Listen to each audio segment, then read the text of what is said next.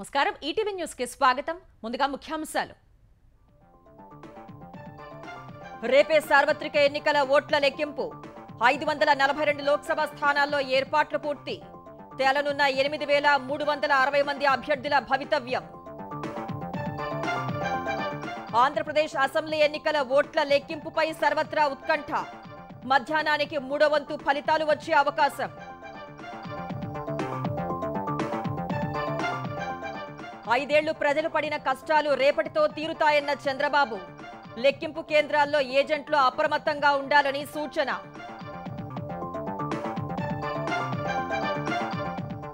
Postal ballot ఓట్లపై వైకాపాకు సుప్రీంకోర్టులో చుక్కెదురు gazetted అధికారి సంతకం ఉంటే చాలని సర్వోన్నత న్యాయస్థానం వెల్లడి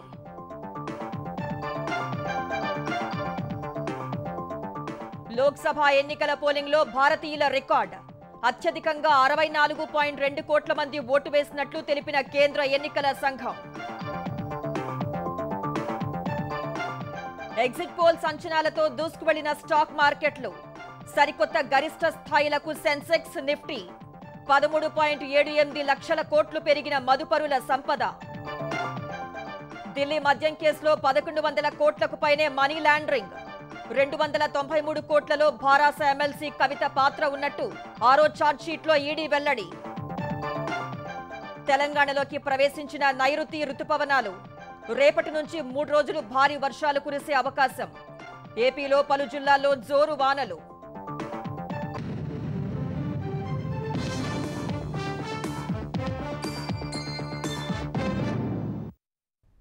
సార్వత్రిక ఎన్నికల ఫలితాలు మరికొన్ని గంటల్లో వెలువడనున్నాయి 7 విడతల్లో పోలింగ్ ప్రక్రియను నిర్వహించిన కేంద్ర ఎన్నికల సంఘం రేపటి ఓట్ల లెక్కింపునకు ఏర్పాట్లు పూర్తి చేసింది నరేంద్ర మోదీ మూడోసారి అధికార పీఠంపై కన్నేయగా ఇండియా కూటమి ఆశ్చర్యకరమైన ఫలితాలు వస్తాయనే ఆశాభావంతో ఉంది రేపు లెక్కింపు ఫలితాల వెల్లడితో 80 రోజుల సార్వత్రిక ఎన్నికల ప్రక్రియకు తెరపడనుంది దేశంలోని 543 లోక్సభ స్థానాలకు ఎన్నికలు జరగ్గా 744 పార్టీలు స్వతంత్రులు కలిపి 8360 మంది అభ్యర్థులు బరిలో ఉన్నారు సుదీర్ఘంగా సాగిన లోక్సభ ఎన్నికల ప్రక్రియ తుది అంకానికి చేరింది 542 లోక్సభ స్థానాలకు ఏప్రిల్ 19 నుంచి జూన్ 1 వరకు 7 విడతల్లో పోలింగ్ జరగ్గా ఆ ఫలితాలు రేపు వెలువడనున్నాయి మొత్తం 543 లోక్సభ స్థానాలకు గుజరాత్లోని సూరత్ లోక్సభ స్థానం భాజపాకు ఏకగ్రీవమైంది ఈ నేపథ్యంలో దేశవ్యాప్తంగా 542 లోక్సభ స్థానాలకే పోలింగ్ జరగ్గా రేపు లెక్కింపు తదనుగుణంగా ఫలితాలు వెల్లడిస్తారు ఆంధ్రప్రదేశ్లో 25 లోక్సభ స్థానాలు 175 అసెంబ్లీ సీట్లకు జరిగిన ఎన్నికల ఫలితాలు ఒడిశాలో 21 లోక్సభ స్థానాలు 147 శాసనసభ స్థానాల ఫలితాలు రేపే వెలువడనున్నాయి వీటితో పాటు వివిధ రాష్ట్రాల్లో 25 అసెంబ్లీ స్థానాలకు జరిగిన ఉప ఎన్నికల లెక్కింపు ఫలితాలు రేపు వెలువడనున్నాయి రేపు ఉదయం 8 గంటల నుంచే సార్వత్రిక ఎన్నికల ఓట్ల లెక్కింపు చేపడతారు తొలుత పోస్టల్ బ్యాలెట్లను లెక్కిస్తారు అరగంట తర్వాత ఈవీఎంలలో పోలైన ఓట్లను గణిస్తారు ఒకవేళ ఆ నియోజకవర్గంలో పోస్టల్ బ్యాలెట్లు లేకుంటే నేరుగా ఈవీఎంలలో పోలైన ఓట్లనే లెక్కిస్తారు లెక్కింపు ప్రక్రియను వీడియోగ్రఫీ చేయిస్తారు ఒక నియోజకవర్గంలో 2 అభ్యర్థులకు సమానంగా ఓట్లు పోలైతే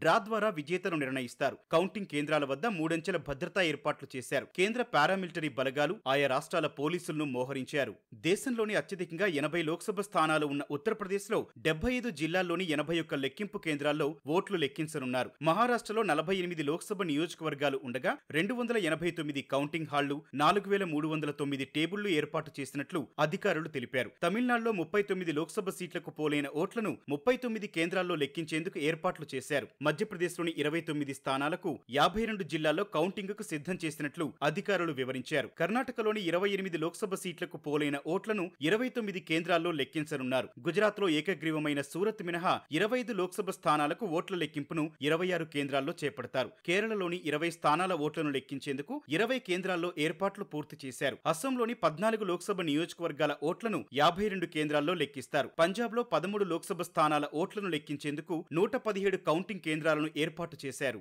నిపుణులంతా భాజపా నేతృత్వంలోని ఎన్డీఏ కూటమికే మళ్లీ అధికారం దక్కుతుందని అంచనా వేస్తుండగా ఇదివరకు పెద్దగా ప్రభావం చూపని రాష్ట్రాల్లోనూ గెలుపు రికార్డు రాస్తామని ఎన్డీఏ ధీమాతో ఉంది అటు ప్రతిపక్షాలు మాత్రం గెలుపుపై ధీమాగా ఉన్నాయి ఈ ఎన్నికల్లో భాజపా గెలిస్తే వరుసగా 3 సార్వత్రిక ఎన్నికల్లో గెలిచిన తొలి ప్రధాని జవహర్లాల్ నెహ్రూ రికార్డును మోదీ సమం చేస్తారు ప్రపంచంలోనే అత్యధికంగా 64.2 కోట్ల మంది ప్రజలు ఓటింగ్ ప్రక్రియలో పాల్గొనడం ద్వారా భారత్ ప్రపంచ రికార్డు సృష్టించిందని కేంద్ర ప్రధాన ఎన్నికల కమిషనర్ రాజీవ్ కుమార్ చెప్పారు. రేపు సార్వత్రిక ఎన్నికల ఓట్ల లెక్కింపు సందర్భంగా 7 విడతల పోలింగ్ జరిగిన తీరును, ప్రత్యేకతలను రాజీవ్ కుమార్ మిగిలిన ఇద్దరు కమిషనర్లతో కలిసి వెల్లడించారు. దేశవ్యాప్తంగా 68,000 పర్యవేక్షక బృందాలను ఏర్పాటు చేశామన్నారు. భద్రతా సిబ్బంది, పోలింగ్ సిబ్బంది కలిపి 1.5 కోట్ల మంది ప్రపంచంలోనే అతిపెద్ద ఎన్నికల ప్రక్రియలో పాల్గొన్నారని వివరించారు. నగదు, ఉచితాలు, డ్రగ్స్, మద్యం కలిపి ఎన్నికల సందర్భంగా 10,000 కోట్ల విలువైన సొత్తును జప్తు చేసినట్లు రాజీవ్ కుమార్ వివరించారు. 2019లో ఈ మొత్తం కేవలం 3,500 కోట్లేనని చెప్పారు. అన్ని పార్టీలు లేవనెత్తిన అంశాలను పరిశీలించినట్టు చెప్పారు. అగ్రనేతలకు కూడా నోటీసులు ఇచ్చామని, చాలా మందిపై ఎఫ్ఐఆర్లు నమోదు చేశామని పేర్కొన్నారు. ఎన్నికల ప్రక్రియను శుద్ధి చేసేందుకు చాలా మంది అధికారులను బదిలీ చేసినట్లు రాజీవ్ కుమార్ వెల్లడించారు. కేవలం 39 చోట్ల రీపోలింగ్ చేయాల్సి వచ్చిందన్న ఆయన 2019లో 540 చోట్ల రీపోలింగ్ చేసినట్లు తెలిపారు. We have created a world record of 642 million proud Indian voters. This is a historic moment for all of us. 642 ever, anywhere in the world, in any of the electoral exercise. That's what is the number of voters. This is 1.5 times of the voters of all G7 countries. And it is 2.5 times of the voters of 27 countries in the EU. That has been the incredible power of the voters of India. There are 312 million proud women voters. This is also the highest ever in the world. It is larger than the 2019 elections, both the total and the women voters. And we want to give them a standing ovation to all our voters by this. I would ask all of you to join and hand. These are all our voters. So we thank you all. ఆంధ్రప్రదేశ్లో ఓట్ల లెక్కింపు ప్రక్రియ సజావుగా పూర్తయ్యేలా అన్ని ఏర్పాట్లు చేసినట్లు AP ఎన్నికల ప్రధాన అధికారి ముఖేష్ కుమార్ మీనా చెప్పారు. రాష్ట్ర వ్యాప్తంగా 33 ప్రాంతాల్లో 401 కౌంటింగ్ హాల్స్ ఏర్పాటు చేశామన్న ఆయన ఉదయం 8 గంటలకు లెక్కింపు ప్రారంభమవుతుందని వివరించారు. పార్లమెంటు నియోజకవర్గాలకు 2,443 ఈవీఎం టేబుళ్లు, 443 పోస్టల్ బ్యాలెట్ టేబుళ్లు ఉన్నాయని తెలిపారు. అసెంబ్లీ స్థానాలకు 2,446 ఈవీఎం టేబుళ్లు, 557 పోస్టల్ బ్యాలెట్ టేబుళ్లు ఉంటాయన్నారు. కౌంటింగ్ ప్రక్రియ పరిశీలనకు 119 మంది పరిశీలకులను ఈసీ నియమించిందని వివరించారు. అత్యధికంగా అమలాపురం లోక్సభ స్థానంలో 27 రౌండ్లలో ఓట్ల లెక్కింపు జరుగుతుందని, ఫలితం వచ్చేందుకు 9 గంటలు పడుతుందని చెప్పారు. అత్యల్పంగా రాజమహేంద్రవరం, నర్సాపురంలో 13 రౌండ్లు ఉన్నాయని, ఫలితాలు వచ్చేందుకు 5 గంటలు పడుతుందన్నారు. భీమిలి, పాణ్యం అసెంబ్లీ స్థానాల్లో ఓట్ల లెక్కింపు 26 రౌండ్లు ఉంటుందని తెలిపారు. అన్ని కౌంటింగ్ కేంద్రాల్లో పటిష్ట భద్రతా ఏర్పాట్లు చేశామన్న మీనా 67 కంపెనీల సాయుధ భద్రతా బలగాలను మోహరిస్తున్నట్లు చెప్పారు. 45,000 మంది పోలీసులను కూడా మోహరిస్తున్నామన్నారు. కౌంటింగ్ ప్రక్రియలో ఏజెంట్లు అల్లర్లు సృష్టించాలని ప్రయత్నిస్తే కేసు పెట్టి జైలుకు కూడా పంపుతామని హెచ్చరించారు. Regarding law and order arrangements 3 tier system ఉంది. ఫస్ట్ ఇయర్లో సెంట్రల్ ఫోర్సెస్ ఉంటారు, సెకండ్ ఇయర్లో ఏపీఎస్పీ ఉంటుంది, థర్డ్ ఇయర్లో మామూలు పోలీస్ వాళ్ళు ఉంటారు. మొత్తం కౌంటింగ్ సెంటర్ చుట్టూ ఏరియాని రెడ్ జోన్గా డిక్లేర్ చేసి అక్కడ మూవ్మెంట్ పూర్తిగా కంట్రోల్ చేయడం జరిగింది. ఆ చుట్టూ 144 సిఆర్పిసి, సెక్షన్ 30 పోలీస్ యాక్ట్ కూడా ఇంప్లిమెంటేషన్లో ఉంది. కౌంటింగ్ సెంటర్ లోపల బయట అన్ని చోట్ల, తర్వాత సిటీలో లేకపోతే టౌన్లో, విలేజెస్లో కూడా మెయిన్ ప్లేసెస్లో సీసీటీవీ కెమెరా ఏర్పాటు చేయడం జరిగింది. పోలింగ్ టైంలో జరిగిన ఘటనలు ఈసారి జరగకూడదు, దీనికోసం స్పెషల్ ప్లానింగ్ ఎలక్షన్ కమిషన్ సూపర్విజన్లో పోలీస్ ద్వారా చేయడం జరిగింది. దాంట్లో ఫస్ట్ ఇష్యూ అంటే identification of troublesome locations. 1985 such locations have been identified. ప్రతి చోట్ల పికెట్ పెట్టడం జరిగింది. పోస్టల్ బ్యాలెట్లపై యాగీ చేసిన వైకాపాకు సుప్రీంకోర్టులో చుక్కెదురైంది. పోస్టల్ బ్యాలెట్పై గెజిటెడ్ అధికారి సంతకం ఉంటే సరిపోతుందని, సీల్ ఉండాల్సిన అవసరం లేదన్న ఈసీ నిర్ణయంపై హైకోర్టు ఆదేశాలను మార్చేందుకు సుప్రీంకోర్టు నిరాకరించింది. ఈ మేరకు వైకాపా వేసిన పిటిషన్పై ఇవాళ సుప్రీంకోర్టులో విచారణ జరిగింది. ఈ విచారణలో రేపు ఓట్ల లెక్కింపు జరుగుతున్న వేళ పోస్టల్ బ్యాలెట్ లెక్కింపు వ్యవహారంలో జోక్యం చేసుకోలేమని తేల్చి చెప్పింది. ఈ దశలో జోక్యం చేసుకోవడం ఓట్ల లెక్కింపు ప్రక్రియపై ప్రభావం చూపుతుందని స్పష్టం చేసింది. ఈ పరిస్థితుల్లో పిటిషన్ తోసిపుచ్చుతున్నట్టు తెలిపింది. గతంలో ఇదే అంశంపై వైకాపా నాయకులు హైకోర్టును ఆశ్రయించగా జోక్యం చేసుకునేందుకు నిరాకరించింది. ఒకవేళ పోస్టల్ బ్యాలెట్ల పరంగా ఏవైనా పొరపాట్లు ఉంటే లెక్కింపు ప్రక్రియ ముగిసిన తర్వాత ఎన్నికల పిటిషన్ వేయాలని సూచించింది. ఇప్పుడు సుప్రీంకోర్టు కూడా అదే అభిప్రాయాన్ని వ్యక్తం చేసింది. మాచర్ల వైకాపా ఎమ్మెల్యే పిన్నెల్లి రామకృష్ణారెడ్డికి సుప్రీంకోర్టులో గట్టి ఎదురుదెబ్బ తగిలింది. రేపు ఓట్ల లెక్కింపు సందర్భంగా కౌంటింగ్ కేంద్రంలోకి పిన్నెల్లి రామకృష్ణారెడ్డి వెళ్లరాదని సుప్రీంకోర్టు ఆదేశించింది. పిన్నెల్లి నుంచి తనకు ప్రాణహాని ఉందని ఈ నెల 6 వరకు ఆయన్ని అరెస్ట్ చేయకుండా హైకోర్టు కల్పించిన రక్షణను రద్దు చేయాలని తెలుగుదేశం ఏజెంట్ నంబూరి శేషగిరిరావు వేసిన పిటిషన్పై ఇవాళ సుప్రీంకోర్టులో విచారణ జరిగింది. ఈ విచారణలో పోలింగ్ రోజు ఈవీఎం ధ్వంసాన్ని అడ్డుకోపోయిన తనపై పిన్నెల్లి నేతృత్వంలో వైకాపా మూక దాడి చేసి తల పగలకొట్టారని పిటిషన్లో శేషగిరిరావు పేర్కొన్నారు. పోలింగ్ రోజు ఈవీఎం ధ్వంసాన్ని ప్రశ్నించిన పాల్వాయి గేట్ గ్రామానికి చెందిన మహిళలపై కూడా పిన్నెల్లి దురుసుగా ప్రవర్తించారని తెలిపారు. ఈవీఎం ధ్వంసం సహా తనపై హత్యాయత్నానికి పాల్పడిన ఘటనలో పిన్నెల్లి రామకృష్ణారెడ్డిని అరెస్ట్ చేయాలని కోరారు. ఇరుపక్షాల వాదనలు విన్న కోర్టు రేపు ఓట్ల లెక్కింపు కేంద్రంలోకి వెళ్లరాదని పిన్నెల్లిని ఆదేశించింది. 5 ఏళ్ల కష్టాలకు రేపటితో అడ్డుకట్ట పడనుందని తెలుగుదేశం అధినేత చంద్రబాబు ధీమా వ్యక్తం చేశారు. ఎన్నికల్లో కష్టపడి పనిచేసిన ప్రతి ఒక్కరికి అభినందనలు తెలిపారు. కౌంటింగ్ కేంద్రంలో ఏజెంట్లు అప్రమత్తంగా వ్యవహరించాలని సూచించారు. ఈ మేరకు కూటమి కౌంటింగ్ ఏజెంట్లతో టెలికాన్ఫరెన్స్ నిర్వహించిన చంద్రబాబు ఓట్ల లెక్కింపులో ఏ అనుమానం ఉన్నా వెంటనే ఆర్ఓకు ఫిర్యాదు చేయాలని తెలిపారు. పోస్టల్ బ్యాలెట్ ఓట్లపై రాద్ధాంతం చేయాలనుకున్న వైకాపాకు సుప్రీంకోర్టులోనూ మొట్టికాయలు తప్పలేదన్నారు. ఓటమిని జీర్ణించుకోలేని వైకాపా కౌంటింగ్లో హింసకు పాల్పడేందుకు సిద్ధంగా ఉందని, ఏజెంట్లు సంయమనం కోల్పోకుండా నిబంధనలకు కట్టుబడి ఉండాలన్నారు. అన్ని రౌండ్లు పూర్తయ్యే వరకు ఏజెంట్లు బయటకు రావద్దన్నారు. కంట్రోల్ యూనిట్ నెంబర్ ప్రకారం సీల్ను సరిచూసుకోవాలని వివరించారు. ప్రతి ఒక్కరూ 17C ఫామ్ దగ్గర పెట్టుకుని పోలైన ఓట్లను, కౌంటింగ్లో వచ్చిన ఓట్లను సరిచూసుకోవాలన్నారు. అన్ని రౌండ్లు పూర్తయ్యాక పోలైన ఓట్లకు, కౌంటింగ్లో వచ్చిన ఓట్లలో తేడాలు ఉంటే వీవీప్యాట్లు లెక్కిస్తారని తెలిపారు. పోస్టల్ బ్యాలెట్ ఓట్లపై ఏమాత్రం అనుమానం ఉన్నా ఆర్ఓకు అభ్యంతరం తెలపవచ్చునన్నారు. నిబంధనలు అమలయ్యేలా చూడటంలో రాజీ పడొద్దని స్పష్టం చేశారు. ఓట్ల లెక్కింపు వేళ సామాజిక మాధ్యమాల్లో బెదిరింపులకు పాల్పడే వారిపై కఠిన చర్యలు తీసుకుంటామని ఏపీ డీజీపీ హరీష్ కుమార్ గుప్తా హెచ్చరించారు. ఓట్ల లెక్కింపు తర్వాత మీ అంతు చూస్తామంటూ కొంతమంది ప్రత్యర్థులకు సవాల్ విసిరి అశాంతి సృష్టిస్తున్నారని, మరికొందరు సామాజిక మాధ్యమాల్లో వ్యక్తిగత దూషణలు చేస్తున్నారని చెప్పిన డీజీపీ శాంతి భద్రతలకు భంగం కలిగించే వారిని ఉపేక్షించబోమన్నారు. రెచ్చగొట్టే సందేశాలు పెట్టి వారిపై ఐటీ యాక్ట్ కింద కేసులు నమోదు చేయడం సహా రౌడీ షీట్లు తెరుస్తామన్నారు. అవసరమైతే పీడీ యాక్ట్ సైతం అమలు చేస్తామన్నారు. సామాజిక మాధ్యమాల్లో రెచ్చగొట్టే ఫోటోలు, వీడియోలు, పోస్టులు కూడా పెట్టరాదని స్పష్టం చేశారు.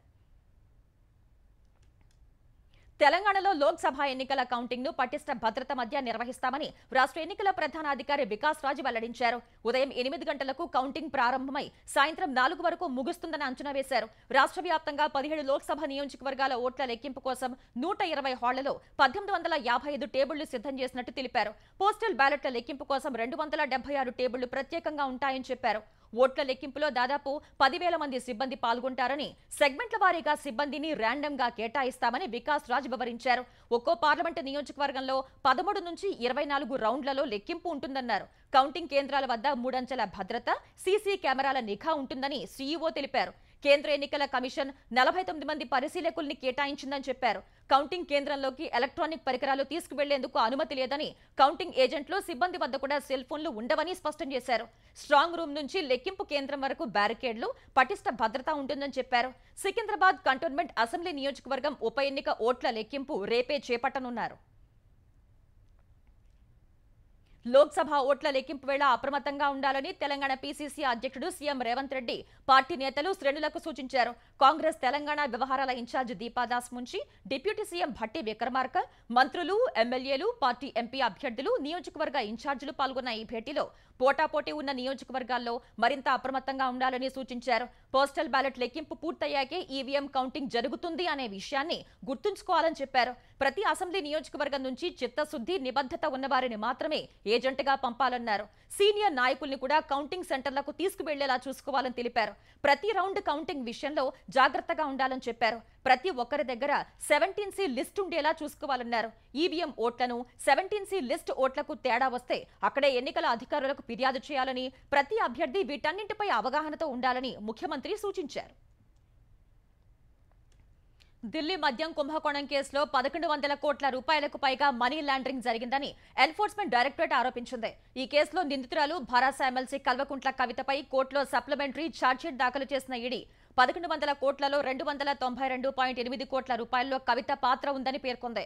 ఇందులో ఆమ్ ఆద్మీ పార్టీ నేతలకు 100 కోట్ల రూపాయల మేర ముడుపులు ఇచ్చారని షార్ట్షీట్లో వివరించింది. విచారణ సందర్భంగా తమకు కవిత 9 మొబైల్ ఫోన్లు ఇచ్చినప్పటికీ అందులో డేటాను పూర్తిగా ఫార్మాట్ చేశారని, వాటిలో ఎలాంటి సమాచారం లేదని ఈడీ వివరించింది. ఫార్మాట్ చేయడానికి గల కారణాలను మాత్రం ఆమె చెప్పలేదని పేర్కొంది. ఢిల్లీ మద్యం మనీ లాండరింగ్ కేసులో కవితపై వెంటనే కోర్టు విచారణ చేపట్టాలని కోరింది. కవితతో పాటు ఇతర నిందితుల ఆస్తుల్ని పీఎంఎల్ఏ చట్టం సెక్షన్ 5 కింద జప్తు చేయాలని విజ్ఞప్తి చేసింది. మొత్తం 177 పేజీలతో ఛార్జ్షీట్ దాఖలు చేసిన ఈడీ ఈ కేసులో మొత్తం 36 మందిని నిందితులుగా చేర్చింది. శరత్ చంద్రారెడ్డి A7, రాఘవ మాగుంట A18, కవితను 32వ నిందితురాలిగా ప్రస్తావించింది. మద్యం కుంభకోణం కేసులో 18 మందిని అరెస్ట్ చేసినట్లు పేర్కొన్న ఈడీ ఛార్జ్షీట్లో ప్రస్తావించిన విషయాలను పరిగణనలోకి తీసుకుని పీఎంఎల్ఏ సెక్షన్ 4 కింద నిందితులను శిక్షించాలని కోరింది. ఢిల్లీ మద్యం విధానం మనీ లాండరింగ్ కేసులో ఎమ్మెల్సీ కవితకు మరోసారి నిరాశే మిగిలింది. ఈ కేసులో కవిత జ్యుడిషియల్ రిమాండ్ను జూలై 3 వరకు పొడిగిస్తూ ఢిల్లీలోని రౌస్ అవెన్యూ కోర్టు నిర్ణయం వెలువరించింది. ఈ కేసులో కవిత పాత్రపై ఇటీవలే ఈడీ సప్లిమెంటరీ ఛార్జ్షీట్ దాఖలు చేయగా కోర్టు దాన్ని పరిగణనలోకి తీసుకుంది. తీర్పు అనంతరం కవితను తిరిగి తిహార్ జైలుకు తరలించారు. మరోవైపు సీబీఐ కేసులో కవిత జ్యుడిషియల్ కస్టడీని ఈ నెల 7 వరకు పొడిగిస్తూ రౌస్ అవెన్యూ కోర్టు ఆదేశాలు ఇచ్చింది. అదే రోజు ఢిల్లీ మద్యం కేసులో కవిత పాత్రపై అభియోగ పత్రాన్ని దాఖలు చేస్తామని సీబీఐ కోర్టుకు తెలిపింది. నల్గొండ పట్టణంలోని పాతబస్తీ హిందూపూర్ వాటర్ ట్యాంకులో ఓ మృతదేహం లభించడం కలకలం రేపింది. గత 10 రోజులుగా పలు వార్డుల ప్రజలు అదే నీళ్లను తాగటంతో ఆందోళన నెలకొంది. తాగునీరు తేడాగా ఉన్నాయని 11వ వార్డు ప్రజలు అధికారుల్ని నిలదీయగా పురపాలక సిబ్బంది తనిఖీలు నిర్వహించారు. వాటర్ ట్యాంక్ మూత తెరిచి చూడగా మృతదేహం లభించింది. ఈ ఘటనతో మున్సిపాలిటీ అధికారులపై స్థానికులు మండిపడ్డారు. నీళ్లను అందించే విషయంలో ప్రజల ప్రాణాలతో చెలగాటమాడుతున్నారని ఆగ్రహం వ్యక్తం చేశారు. సదరు మృతదేహం హనుమాన్ నగర్ కు చెందిన ఆవుల వంశీకృష్ణగా గుర్తించారు. అతను మే 24 నుంచి కనిపించడం లేదని కుటుంబ సభ్యులు పోలీసులకు ఫిర్యాదు చేశారు. గతంలోనూ Nagarjuna Sagar municipality water tank లో 30 కోతులు మరణించాయి. ఆ ఘటన మరువక ముందే ఇప్పుడు మృతదేహం బయటపడటం కలకలం రేపింది. కాంగ్రెస్ ది ప్రజాపాలన కాదు, ప్రజలతో చెలగాటమాడే పాలన అని భారత కార్యనిర్వాహక అధ్యక్షుడు కేటీఆర్ ధ్వజమెత్తారు. కాంగ్రెస్ సర్కార్లో మళ్లీ అదే నిర్లక్ష్యం, అదే నిర్లిప్తత కనిపిస్తోందని ఆక్షేపించారు. ప్రజలకు కోతల్లేని కరెంటు, సాగునీరు ఇవ్వలేదని గుర్తు చేసిన ఆయన నల్గొండలోని వాటర్ ట్యాంక్ లో మృతదేహం ఉన్నా నిద్ర లేవరని సామాజిక మాధ్యమం ఎక్స్ లో పోస్ట్ చేశారు. ప్రజారోగ్యాన్ని హస్తం పార్టీ గాలికి వదిలేసిందని విమర్శించారు. ఇప్పటికైనా తీరు మార్చుకోకపోతే కాంగ్రెస్ ను జనం తరిమి కొట్టడం ఖాయమని కేటీఆర్ హెచ్చరించారు. భానుడి భగభగలతో అల్లాడిన తెలంగాణలోకి నైరుతి రుతుపవనాలు ప్రవేశించాయి. గద్వాల్, నాగర్ కర్నూల్, నల్గొండలోకి ప్రవేశించిన రుతుపవనాలు ప్రస్తుతం చురుగ్గా కదులుతున్నట్లు హైదరాబాద్లోని వాతావరణ కేంద్రం తెలిపింది. సాధారణంగా జూన్ 2వ వారంలో తెలంగాణలోకి ప్రవేశించాల్సిన నైరుతి ఈ ఏడాది వారం రోజుల ముందే వచ్చేసింది.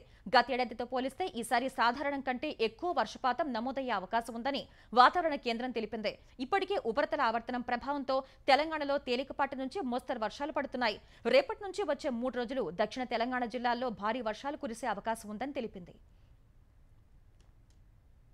రుతుపవనాల రాకతో ఆంధ్రప్రదేశ్ వ్యాప్తంగా విస్తారంగా వర్షాలు కురుస్తున్నాయి. రాయలసీమ జిల్లాలో భారీ వర్షాలకు వాగులు, వంకల్లో వరద ప్రవాహం పోటెత్తింది. అనంతపురంలో ఏకధాటిగా కురిసిన వర్షానికి లోతట్టు ప్రాంతాలు జలమయమయ్యాయి. బస్టాండ్ పరిసర ప్రాంతాలు చెరువును తలపించాయి. భారీ వర్షానికి వేదవతి, హగరి నదులతో పాటు వాగులు, వంకలు పొంగి ప్రవహిస్తున్నాయి. ఉమ్మడి కర్నూలు జిల్లాలో కర్నూలుతో పాటు ఎమ్మిగనూరు, గూడూరు, పత్తికొండ, మంత్రాలయంలో వర్షం కురిసింది. హాలహర్వి మండలం బాపురంలో కొబ్బరి చెట్టుపై పిడుగుపడింది. చింతకుంట వద్ద తాత్కాలిక వంతెన తెగి ఆంధ్ర, కర్ణాటకకు రాకపోకలు నిలిచాయి. ఉల్సాలలో కల్వట్టు కొట్టుకుపోయి రాకపోకలు స్తంభించాయి. నంద్యాల జిల్లా పాణ్యం సమీపంలోని స్టీల్ ప్లాంట్ వద్ద వద్దల వాగు ఉధృతికి పాణ్యం, బనగానపల్లె మధ్య రాకపోకలు నిలిచాయి. పాణ్యం మండలం భువనపాడు నుంచి నంద్యాల వెళ్లే రహదారిలో వాగు పొంగి పలు గ్రామాలకు రాకపోకలకు అంతరాయం ఏర్పడింది. నెల్లూరు జిల్లా ఆత్మకూరు పరిసర ప్రాంతాల్లో ఈదురుగాలులు, ఉరుములతో కూడిన వర్షం కురిసింది. బాపట్ల జిల్లాలోనూ విస్తృతంగా వర్షాలు కురిశాయి. అనకాపల్లి జిల్లా నక్కపల్లి మండలంలో వర్షానికి విద్యుత్ స్తంభాలు నేలకొరిగి సరఫరా నిలిచిపోయింది. అల్లూరు జిల్లా రాజవొమ్మంగి మండలంలో విస్తరణ పనులు చేపట్టిన జాతీయ రహదారి వానకు చిత్తడిగా మారింది. రోడ్డుపై బురదతో వాహన రాకపోకలకు ఇబ్బందులు పడ్డారు. విజయవాడలో 2 వారాలు గడుస్తున్న డయేరియాను కట్టడి చేయడంలో ఏపీ వైద్య ఆరోగ్య శాఖ మున్సిపల్ అధికారులు విఫలమయ్యారని బాధితులు విమర్శించారు. కలుషిత నీటి కారణంగా డయేరియా లక్షణాలతో 9 మంది మృతి చెందితే ఇతర కారణాలతో మరణించారని వీఎంసీ అధికారులు చెప్పడం అన్యాయమని వాపోయారు. విజయవాడలో 200 మంది డయేరియా సోకి వాంతులు, విరోచనాలతో తీవ్ర ఇబ్బందులు పడుతున్నారని సిపిఐ ఏపీ కార్యదర్శి రామకృష్ణ ఆందోళన వ్యక్తం చేశారు. డయేరియాతో మృతి చెందిన కుటుంబాలను పరామర్శించిన ఆయన డయేరియా ప్రస్తుత పరిస్థితిపై వైద్యుల్ని అడిగి ఆరా తీశారు. వీఎంసీ అధికారుల నిర్లక్ష్యానికి 9 మంది ప్రాణాలు కోల్పోయారని రామకృష్ణ విమర్శించారు. డయేరియాతో మరణించిన కుటుంబాలకు 10 లక్షల రూపాయల పరిహారం ఇవ్వాలని డిమాండ్ చేశారు. ఈ పైప్ లైన్స్ ఏవైతే ఉన్నాయో అవి ఎక్కడికక్కడ డ్యామేజ్ అయిపోతే దాన్ని మార్చకుండా వాటినే కంటిన్యూ చేస్తూ రిపేర్లు చేయడము, లేదంటే దానికి రబ్బరు ఇవి తొలగించి ఆ పని కానివ్వడం చేస్తూ ఉన్నారు తప్ప అది సరైనది కాదు. ఎందుకంటే మురికి నీరు ఒకసారి అందులోకి పోవడానికి ఆస్కారం ఉన్నప్పుడు నీవు దాన్ని తీసి మళ్ళీ కొత్త పైపులు వేయాలి తప్పితే ఈ రకంగా చేయడం కరెక్ట్ కాదు. కనీసం మున్సిపాలిటీ వారు ఇప్పటికైనా స్పందించాలి, కార్పొరేషన్ తగిన చర్యలు చేపట్టాలి. అదేవిధంగా 9 మంది చనిపోయిన తర్వాత కూడా ప్రభుత్వం దీని పట్ల నిర్లక్ష్యంగా ఉంటే అది సరైనది కాదు. గత నెల 19న బెంగళూరులో సంచలనం సృష్టించిన రేవ్ పార్టీ కేసులో నటి హేమను కర్ణాటకకు చెందిన నేర నియంత్రణ దళం సీసీబీ అరెస్ట్ చేసింది.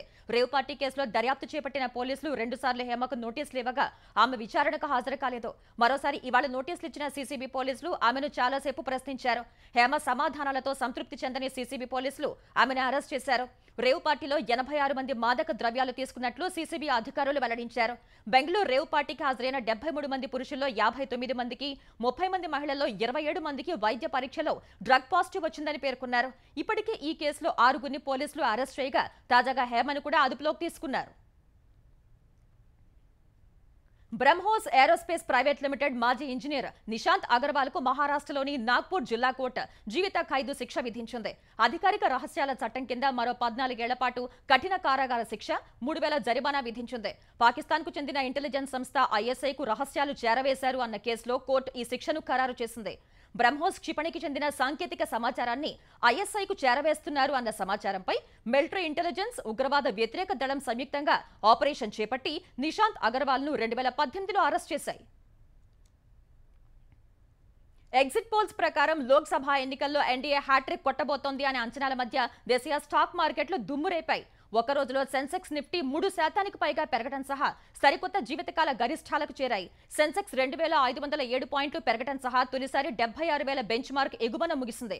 ఉదయం క్రితం ముగింపు కంటే 2622 పాయింట్ల ఎగువన 76,583 పాయింట్ల వద్ద బీఎస్ఈ సూచి ప్రారంభమైంది. రికార్డ్ స్థాయిల వద్ద మదుపరులు లాభాల స్వీకరణకు మొగ్గు చూపటం వల్ల ఒక దశలో 75,678 పాయింట్ల కనిష్ట స్థాయి నమోదు చేసింది. తర్వాత మళ్లీ కొనుగోళ్లు పెరిగి 76,739 పాయింట్ల గరిష్ట స్థాయికి చేరింది. చివరకు 76,469 పాయింట్ల వద్ద స్థిరపడింది. జాతీయ స్టాక్ ఎక్స్చేంజ్ సూచి నిఫ్టీ 733 పాయింట్లు పెరిగి తొలిసారి 23,000 బెంచ్ మార్క్ ఎగువన 23,264 పాయింట్ల సరికొత్త జీవితకాల గరిష్ట స్థాయి వద్ద ముగిసింది.